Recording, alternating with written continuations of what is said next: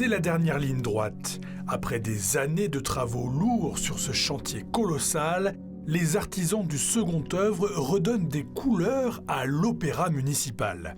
Couleurs d'origine pour les parties emblématiques de ce haut lieu de la culture à Clermont, couleurs sobres pour les espaces fonctionnels revisités et couleurs identitaires de la ville soulignant les réaménagements majeurs, notamment dans la grande salle qui comptera dorénavant 599 places. C'est un peu moins qu'auparavant, mais le parterre et les balcons ont été entièrement revus pour offrir un confort optimal.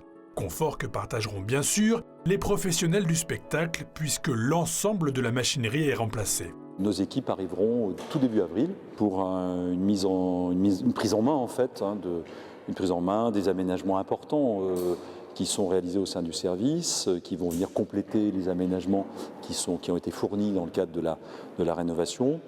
Je pense à certains mobiliers de stockage, enfin toute la mise en œuvre du matériel, parce que c'est à la fois des murs, des peintures, des portes, de l'électricité, etc. Mais c'est aussi beaucoup de matériel scénique qui va commencer à arriver à partir du mois d'avril. Et en coulisses, on imagine déjà la révolution technique. 4 piliers traversant la totalité du bâtiment dans sa hauteur ont été implantés à 20 mètres de profondeur pour soutenir la boîte de charge qui portera des éléments de décor pouvant peser quelques centaines de kilos sans que personne ne soupçonne l'ombre d'un limbago. Plateau technique, son, lumière ou vidéo, tout est désormais automatisé jusqu'à la fosse réservée à l'orchestre qui pourra s'élever à loisir du parterre à la scène qui s'en verra ainsi agrandi.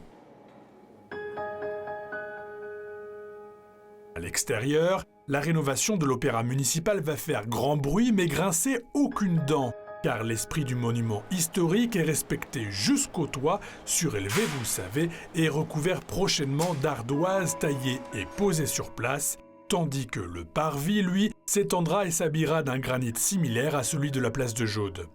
Inauguration prévue le 20 septembre avec une fête à la hauteur de l'événement qui sera célébrée jusqu'à la place de Jaude et qui marquera le début d'une série de spectacles donnés par l'Orchestre d'Auvergne naturellement qui s'y installe, mais également l'école municipale de danse, le centre lyrique, le conservatoire et de nombreuses compagnies locales de théâtre. Les plus impatients, quant à eux, profiteront de la 30e édition des Journées européennes du patrimoine les 14 et 15 septembre prochains pour découvrir l'Opéra de Clermont-Ferrand dans toute sa splendeur retrouvée.